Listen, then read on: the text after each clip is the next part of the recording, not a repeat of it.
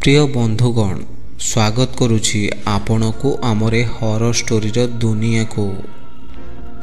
बंधुगण जदि आपण एपर्यंत आमरे चैनल को सब्सक्राइब करि नांते तेबे चैनल को सब्सक्राइब करी साइड थिवा बेल आइकन को ऑल ले करि दियंतो, कारण आमे मन गढ़ा नुहे सत कहानी आपण को भेटी देई थाओ। बंधुगण जदि एही सीरीज रो पूर्व अध्याय गुडी को आपण देखि नांते तेबे तार लिंक मु डिस्क्रिप्शन ने देई रखिछि। मु कहली हौ छाड़ंतु से कथा, बंची गले सेटा बड़ कथा। एबे तू कह आर्मी सांग से भूत कबल को तू गलु केमिति? आर्मी सांग कहिला सबु तो पई सांग। ता मुहरु एती कथा सुनी आमे सब आश्चर्य होई गलो। मु कहली मो पई मु कोन करिली? मु तो निघोड़ निदरे सोईथिली। आर्मी सांग कहिला मो कथा सुन प्रथमे। आमे समस्ते पूरा निघोड़ निदरे सोईथिले। हठात कहीं धीरे धीरे चलीबार शब्द मते सुनागला। आउ सेती बळे केही मो हाथ पापुली उपरे चढ़ी जोरे रगड़ी देला। मो निद चाउकी भांगी गला। उठी बसिली आउ हाथ पापुली की आउसिली। आखिरे आखिए निद थाए। चारिआडे चाहिली किंतु केही केउठारे भी नथिले। पानी टिके पी सोई पड़िली। आखिटी टिके लागिछि कि नहीं तू आसी मते डाकिलु आउ कहिलु चल संग बाहर को जिबा टिके। भारी जोर रे एक लागिलानी किंतु तो कथाबार्ता सब भारी अजब लागुथाए। जेमिति तो स्वर रे आउ गोटे खा स्वर मिलित होई एक कर्कश स्वर निर्गत हेउथाए। भाबिली निदरु उठिछु सेति भई बोधे एमिति सुना जाउछि। वर्षा हेउथाए। मु कहली पिंडारे काम सारी देबा किंतु तू कहलु छी छी जेउठी रहबु सेठी करिबो। मो कांध उपरे हाथ पकाई मते बाहर को नहीं गलो। मु कहली रह रह बाहर को जाउछ तो रमेश आ महेश को भी डाकी देबा। तू कहलु रह से माने मन को आसीबे। तापरे मते बरगछ आड़े चाल कही नहीं गलो। जेतबेले मो कांध उपरे हाथ पकेइलो सेतबेले मो कांधरे एक बड़ बड़ नख गुड़िक केंची हेउथाए। आउ तो देहरु केमिति एक निकुछिया आईसिया गंध बाहरु थाए। मते भारी संदेह लागिला। संगे संगे मोर सकाळे तुमे माने कहिथिबा कथा मने पड़ी गला।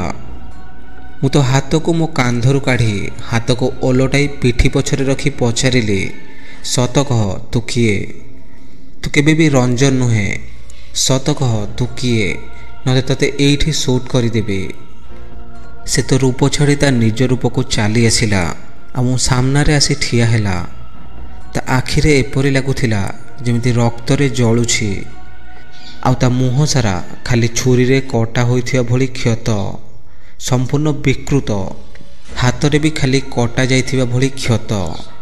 किटकिट अंधार रे बिजुली आलोक रे सेतिकी जहा देखिथिली तार एभली रूप देखि मु दौड़ी आसवाक उद्यत हेली। से तार विकटाल कंठस्वर रे कहिला जा जाउछु केते बाट जीवु। हठात मते सुनागला तू मते पछरु डाकी चित्कार करी कहूछु आर्मी सांग मते बंचा। मो पाद पुणी अटकी गला। मु भाबिली सतरे बोधे तू मो सह आसीथिलु। तेणु पछकु गली बरगछ तले ठिया होई तते डाकिली निशब्द पूरा। तू कौन? केही भी सेठी नथिले। चारिआडे चाहिली। बरगछ ऊपर को चाहिला बेलको से डाल रे उल्टा ओहली रही तलको मुह करी मते चाहिछि। तार से लाल आखि दुईटी केवल दृश्यमान।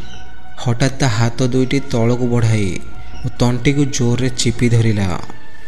मु खाली छटपट होउथाए। धीरे धीरे मते ऊपर को उठाई नेला।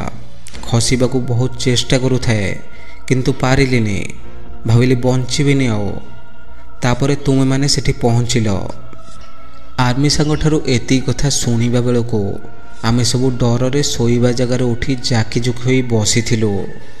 देहरु झाळ अनर्गत बहिबारे लागि थाए। मनरे भयर आतंक खेली जाइथिला समस्तंकर। आखि खाली से झरका बरगछ आड़को चली जाउथाए।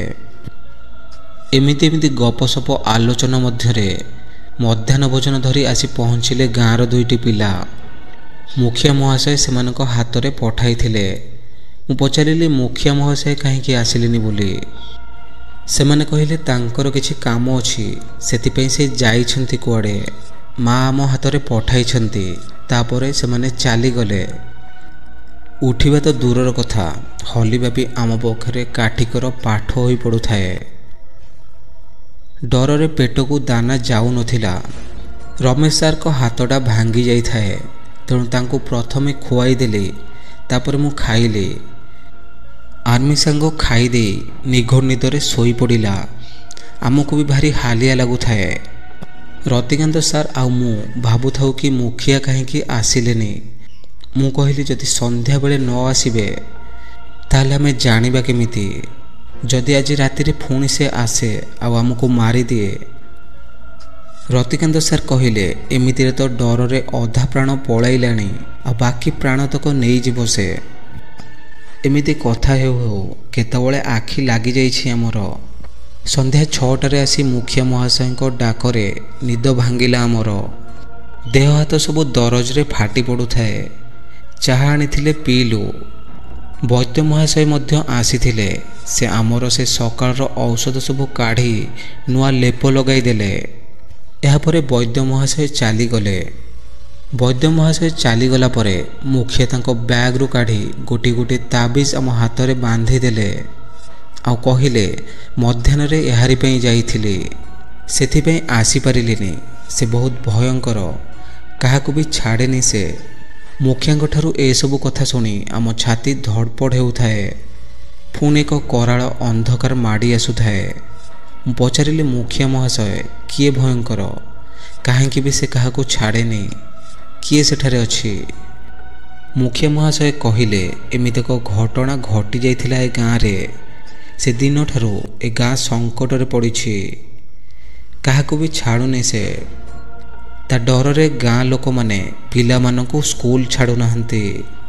ସେଥିପାଇଁ ସ୍କୁଲର ଏ ଅବସ୍ଥା। ଶିକ୍ଷକ ବି ଆସନ୍ତି, ଘଣ୍ଟେ ଦେଢ଼ ଘଣ୍ଟା ବସି ଚାଲିଯାଆନ୍ତି, କିନ୍ତୁ ପିଲାମାନଙ୍କୁ ସ୍କୁଲ ଛାଡ଼ନ୍ତିନି କି? ଗାଁର ଆବାଳ ବୃଦ୍ଧ ବନିତା କେହି ବି ସ୍କୁଲର ଆଖପାଖରେ ବୁଲାବୁଲି କରନ୍ତିନି। ରତିକାନ୍ତ ସାର୍ କହିଲେ କାହିଁକି? ଆମେ ତ ଜାଣିଛୁ ଏ ବରଗଛରେ କିଏ ଗୋଟିଏ ଅଛି, ହେଲେ କିଏ ଅଛି? ମୁଖିଆ ମହାଶୟ କହିଲେ ଏ ଗାଁରେ ଘଟିଯାଇଥିବା ଏକ ଦୁର୍ଘଟଣାର ନାୟିକା ସେ। 2005 ମସିହାରେ ଏ ଗାଁରେ ସରକାରଙ୍କ ତରଫରୁ ବିଦ୍ୟାଳୟର କାର୍ଯ୍ୟ ଆରମ୍ଭ ହୋଇଥିଲା। 6 ମାସ ମଧ୍ୟରେ ବିଦ୍ୟାଳୟର କାମ ସରିଗଲା ଏବଂ ଏହି ସ୍କୁଲରେ ଜଣେ ଶିକ୍ଷୟିତ୍ରୀଙ୍କୁ ନିଯୁକ୍ତି କରାଗଲା। ମହିଳା ଶିକ୍ଷୟିତ୍ରୀଙ୍କ ଘର ଏଠାରୁ ପ୍ରାୟ 60 କିଲୋମିଟର ଦୂରରେ, ଅନ୍ୟ ଏକ ଜିଲ୍ଲାରେ କହିଲେ ଚଳେ। ସେଥିପାଇଁ ସବୁବେଳେ ତାଙ୍କୁ ଏ ମଫସଲ ଦୁର୍ଗମ ଅଞ୍ଚଳକୁ ଆସିବା ପାଇଁ ବହୁତ ହଇରାଣ ହରକତ ହେବାକୁ ପଡ଼ୁଥିଲା। ସେ ବେଳେବେଳେ ଯିବା ଆସିବା କରନ୍ତି, ଆଉ ବେଳେବେଳେ ଏ ସ୍କୁଲ ଘରେ ରହିଯାଆନ୍ତି। ଭାରି ସୁନ୍ଦର, ଶାନ୍ତ, ଶିଷ୍ଟ, ଭଦ୍ର ମହିଳା। ଏମିତି ଏ ଗାଁରେ କାହାରି ଘର ନାହିଁ ଯାହା ଘରେ ସେ ତୋରାଣି ପାଣି ପିଇ ନଥିବେ କି ମାଣ୍ଡିଆ ଯାଉ ଖାଇ ନଥିବେ। ସବୁବେଳେ ମୋତେ କହିବେ ମୁଖିଆ ମଉସା ମୋ ପାଇଁ ଘିଅ ରଖିଥିବେ, ମୁଁ ଘରକୁ ଗଲାବେଳେ ନେଇଯିବି। ଏତିକି କଥା କହି ଚୁପ୍ ରହିଲେ ମୁଖିଆ ମହାଶୟ। ମୁଖିଆ ମହାଶୟଙ୍କର ଏସବୁ କଥାକୁ ଆମେ ଏକାଗ୍ର ଚିତ୍ତ ଭାବରେ ଶୁଣୁଥିଲୁ। ପୁଣି ବାହାର ଝରକା ପାଖକୁ ଟିକେ ଚାହୁଁଥିଲୁ। ପୁଣି ଅନ୍ଧାର ମାଡ଼ି ଆସୁଥିଲା। ସାରା ଆକାଶରେ କଳାହାଣ୍ଡିଆ ମେଘ ଯେମିତି ଲଦିକି ଥାଏ। ମୁଁ ଯାଇକି ଲଣ୍ଠନଟା ଲଗାଇଦେଲି। ବତିକୁ ଟିକେ ଜୋରରେ ତେଜି ଆମମାନଙ୍କ ମଝିରେ ଥୋଇଦେଲି। ଅଜସ୍ର ଭୟକୁ ମନରେ ଧରି ଆମେ ଆଗ୍ରହରେ ଶୁଣୁଥିଲୁ ସବୁ। ରମେଶ ସାର୍ କହିଲେ ତାପରେ ଆଗକୁ କୁହନ୍ତୁ।